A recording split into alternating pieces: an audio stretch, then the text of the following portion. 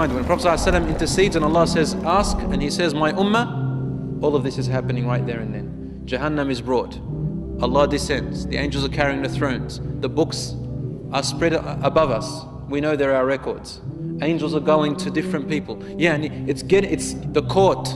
The court of Allah subhanahu wa ta'ala is being set up now. Everything's, but before our eyes, we're seeing all of this.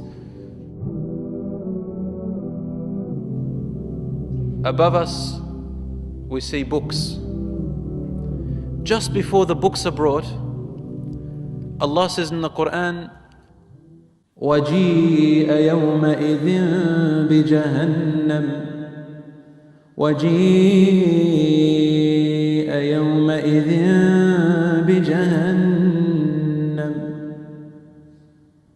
يَوْمَئِذٍ يَتَذَكَّرُ الْإِنسَانُ وَأَنَّى لَهُ الذِّكْرَى يقول يا ليتني قدمت لحياتي. Suddenly, hellfire is brought.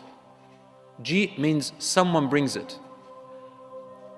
Right at that point, you see before you, everybody sees angels coming line by line. Hellfire is being dragged by other angels. Everyone can see it. It's coming. The first thing you do, as in the hadith, is that they hear it. They hear Jahannam coming. So first you don't see it, but it's coming. You hear it first. And when it comes close enough, the people see it. And in another hadith says, وَلَهَا زَفِيرٌ وَشَهِيقٌ. It will have this terrible roar of breathing out and terrible roar of breathing in. A terrible roar that frightens and terrifies every being on the face of the earth. Allah says, that day when Jahannam is brought, everybody remembers. But what will remembrance do for them? Some of them will say, يَا لَيْتَنِي قَدَّمْتُ لِحَيَاتِي. I wish I would have put forth more good deeds for my life. What does that mean? More good deeds for my life. Listen to the language. For my life. What life? The life is over. We're dead. So why are the people saying, I wish I would have put forward more good deeds, lihayati, for my life?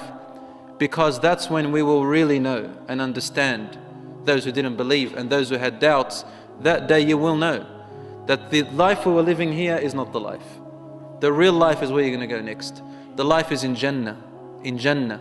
Because Allah subhanahu wa ta'ala describes the life in hellfire, He doesn't even say it's a life. لا يموت فيها ولا يحيا. He says He will not die in it, nor will He live. So there's no life. And there's no death. What is it then? The life is in Jannah. So they will say, oh, I wish, in other words, I could have done more for my good life, to enter Jannah and live a life. That's when they see Jahannam. Even among the good people, they will say, I wish I would have done more. Because when Jahannam is brought, the terror is so amazing, unbelievable, that everybody thinks they're doomed. Jahannam, you'll forget everything. The sight of Jahannam, the hearing, the sound of Jahannam is unbearable. Al-Rasul sallallahu alayhi wa sallam said, the Sahih hadith as well, I look, فَإِذَا بِإِبْرَاهِيمَ عَلَيْهِ السَّلَامِ Ibrahim alayhi السلام قَدْ جَثَى عَلَى رِكْبَتَيْهِ. He has fallen onto his two knees and holds onto the throne of Allah subhanahu wa ta'ala in a manner we don't know. When Jahannam is brought, falls to the ground. Falls to the ground. Says, Rabbi sallim sallim. Oh my Lord, give us peace. It's like when you're begging someone, please have mercy. Oh my Lord, have mercy, have mercy. Oh my Lord, give us peace, give us peace. So what about the rest of us, poor beings? May Allah subhanahu wa ta'ala have mercy on us on that day.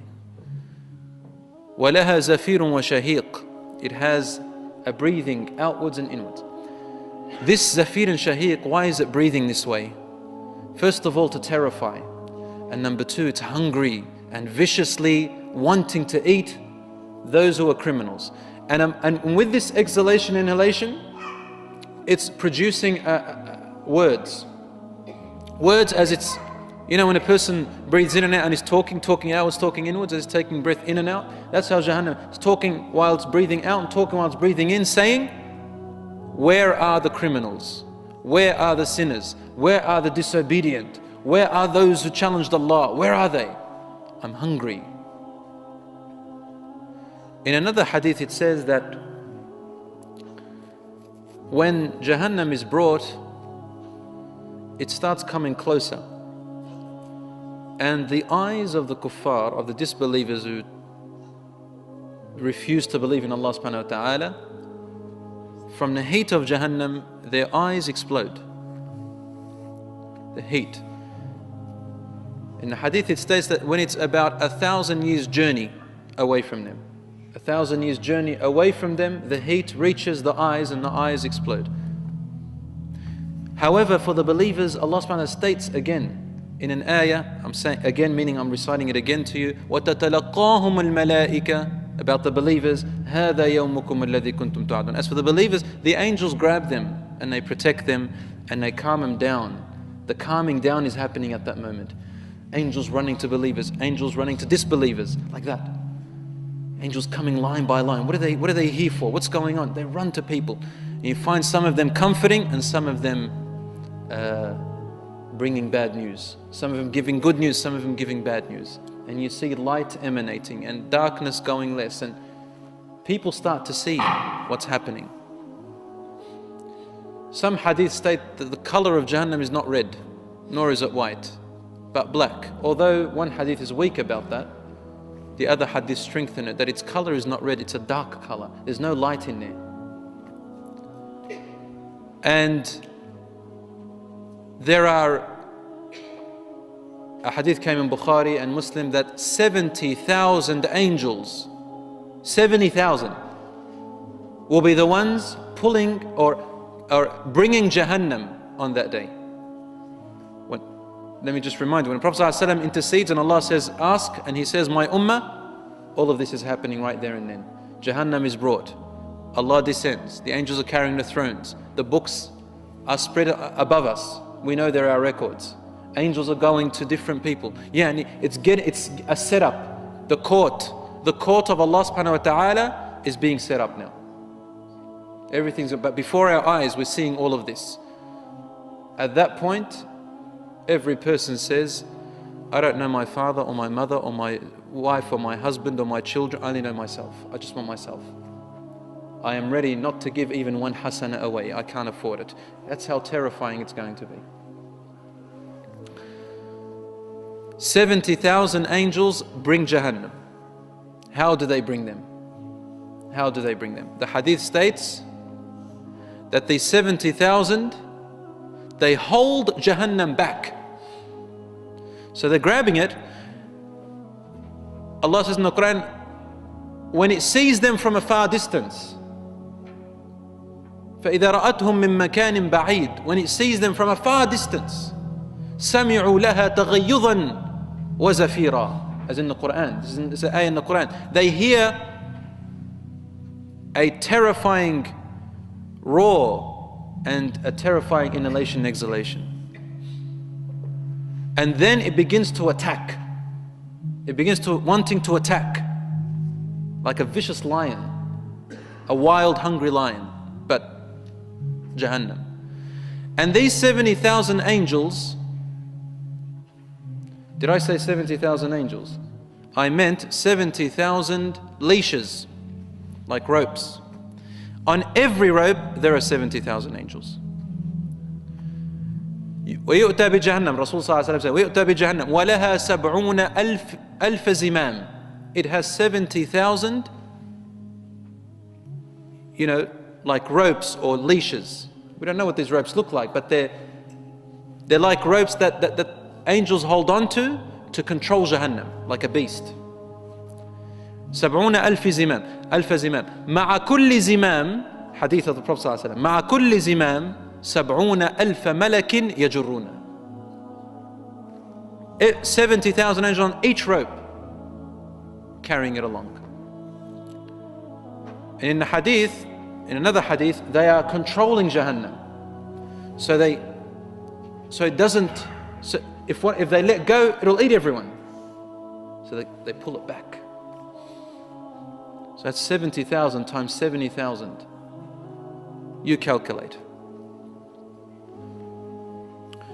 4,900,000,000 angels. Don't ask me about their size. So what is the size of Jahannam? Size of Jahannam.